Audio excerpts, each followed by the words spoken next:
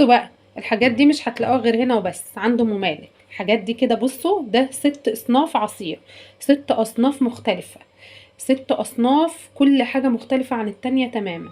بصوا بقى خليكم معايا، ده مانجا باللبن، مانجا باللبن، موز باللبن بالليمون، موز باللبن بالليمون، فراولة بالبنجر، فراولة بالبنجر، فراولة بالبنجر بالموز، فراولة بالبنجر بالموز.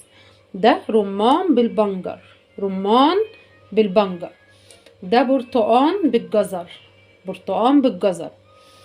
ودي جوافة باللبن بالليمون. الحاجات دي كلها مش هتلاقوها غير عندي هنا بس.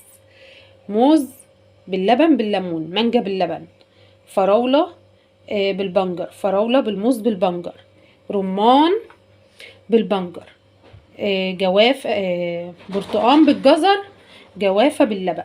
يلا بينا نبتدي كده الفيديو مع بعض ونشوف هنعمل كل ده ازاي. وكمان فرزت فراولة اهيت وحاطه فيها قطع بنجر عشان خاطر مفيد جدا، مفيد جدا وبيقوي الدم والناس اللي عندها انيميا. تعالوا نشوفوا مع بعض هنعمل 7 اصناف عصير، 7 اصناف عصير بكل سهولة. تجهيزات رمضان كل سنة وانتم طيبين. يلا نبدأ الفيديو مع بعض ونشوف هنعملهم ازاي. حاضر يا كوك. يلا بينا كده نبدأ الفيديو بتاعنا بقى. بصوا انا هنا معايا ايه، جبت 5 كيلو فراولة. هتقولوا ايه ده انت جايبة متأخر يا ام مالك؟ لا انا مش جايبة متأخر والله، ولا مجهزة حاجة رمضان متأخر. انا عاملة فيديوهات قبل كده بس ما كانتش نازلة هنا على الصفحة، على قناة اليوتيوب. بس كنت مفرزة مانجا ومفرزة رمان ومفرزة جوافة ومفرزة فراولة. بس بصراحة جبت دول زيادة، لقيتها رخصت، لقيت الكيلو ب12. انا كنت مفرزة وهي كانت ب15، فقلت ازود برضو ايه شوية، لان انا عندي ولادي بيعشقوا الفراولة كده، بيحبوا الفراولة، بيحبوا عصير الفراولة. وكمان جاني ضيف، جاني اي حاجة يبقى موجودة عندي انا اصلا. يعني دي مش تجهيزات رمضان، لان انا كده كده في رمضان، رمضان كله بنقضيه عند ماما فبتبقى كده كده حاجتي موجودة في البيت زي ما هي. قعدت بقى غسلتهم بس يا كوكو، و...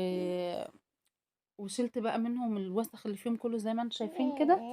وقلت بقى نعمله بقى شوية عصير مع بعض كده بقى نجهزه، علشان ايه، اديكم افكار كده هوت لرمضان. حاجات جديدة، حاجات مختلفة ممكن انتم ما تكونوش عملتوها قبل كده، ومفيدة كمان ده جدا. اسمه خلاط. هنا هنعمل ايه؟ في الخلاط يا حبيبي. هنعمل مانجا باللبن. طبعا كل الناس بتعمل مانجا عادية، لا، في مانجا باللبن وفي مانجا بالصوبيا. الصوبيا دي اللي هي ايه، بيبقى لبن على فانيليا على بودرة صوبيا على كريم شانتيه او بودرة لبن. بتبقى تحفة جدا جدا المانجا باللبن او المانجا بالصوبيا. انا طبعا موجود عندي لبن، عملتها باللبن، طعمها ما اقولكوش عليه، مختلف وجديد وهتحبوها جدا جدا فراولة جدا. فراولة هنعمل ايه فراولة دلوقتي كمان؟ اسمع فراولة يا مالك. هنعمل دلوقتي فراولة فراولة. بالبنجر. كل الناس طبعا بتعمل فراولة باللبن. الفراولة باللبن يا جماعة والله العظيم، من الدكتورة نفسها قالت لي الفراولة واللبن بيفسدوا بعض.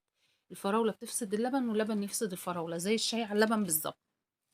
قالت لي اعملي فراولة على موز، فراولة على بنجر. البنجر كله فوايد وكله حديد طبعا للناس اللي عندها انيميا. وكمان طعمه بيدخل جوه الفراولة للناس اللي ما بتحبش طعمه. طعمه بيتغير جدا وما بيبقاش باين اصلا جوه الفراولة، لان الفراولة اصلا طعمها وريحتها نفاذ. وطبعا الناس اللي عندها الانيميا لو كوباية من دي كل يوم ما اقولكوش بقى، انيميا هتروح فورا. يعني مش مستاهل ان انت تاخدي حديد وادوية وعلاج وحقن ومعرفش ايه. ماشي. هنعمل ايه كمان برضو زي ما انتوا شايفين. بصوا يعني انا صبيت كوبايه وصبيت كوبايتين تانيين لابني وابن اخويا، لعادل ابني وعمر ابن اخويا، لان انا عندي مالك ملوش في ملوش في العصاير البيتي خالص. انتوا عارفين بقى هو ظروفه خاصه وكده.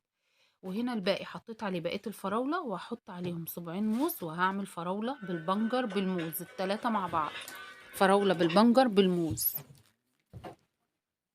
هزود برضو شويه سكر كمان، وهعمل زي ما يا انتوا ماما شايفين انا كده. على التليفون. اصبر يا مال. لا انا عيب التليفون. كده، تعالى اقول لهم حطوا لايك بقى.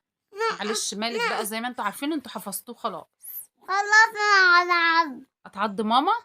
ماشي شكرا يعني، شكرا.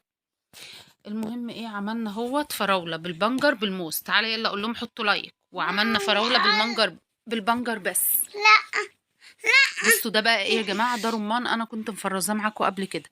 طبعا الرمان فوائده ما اقولكوش عليها برضو تحفه. وعصير الرمان لوحده اصلا تحفه تحفه تحفه. ده بقى عصير عصير. رمان وحطيت عليه كمان ايه، بنجر. أنا كل ده بنزود من القيمة الغذائية بتاعة الحاجة اللي بتشربوها وولادكم يشربوها، بيبقى فيها فوائد ده أكتر. اسمه خلاط أنا في الطبيعي بتاعت باعمل الرمان لوحده كده اللبن. بس بما إني عندي بنجر ومتوفر، حطيت بنجر برضو على الرمان يديني قيمة غذائية عالية بالنسبة عصير للولاد وبالنسبة للأنيميا وبالنسبة رمان. لكل حاجة. عصير كده رمان. عملنا 4 أصناف عصير. تعالوا بقى عشان نعدوا مع بعض كده، أنا عملت لكم أصناف كتير هتنفعكم في رمضان. تعالى يا ماما. تمام.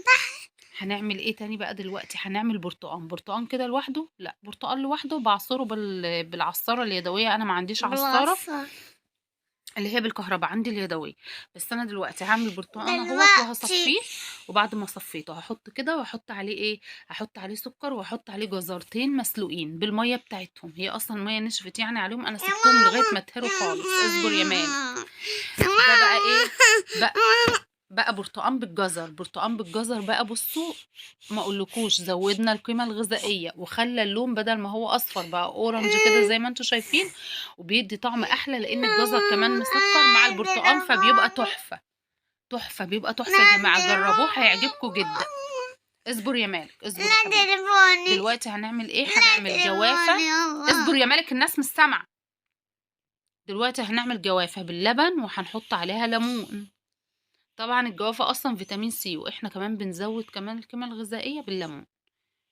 جوافة باللبن بالليمون طعمها تحفة وهتعجبكم جدا جدا جدا جدا.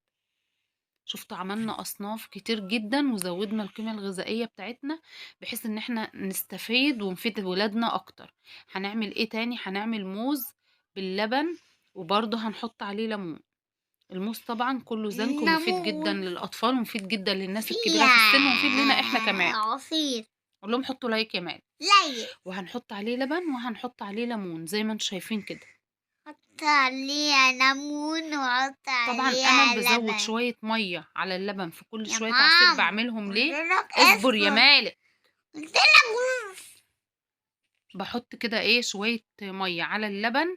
ليه؟ لان اللبن اللي انا بعمل بيه ماما دسم، اللبن اللي انا بعمل بيه ايه. كامل الدسم، اللبن اللي هو الفلاحي اللي بخيره، لبن فلاحي بخيره بالقشطة بتاعته بكله، مش متاخد منه اي حاجة، فهو بيبقى دسم.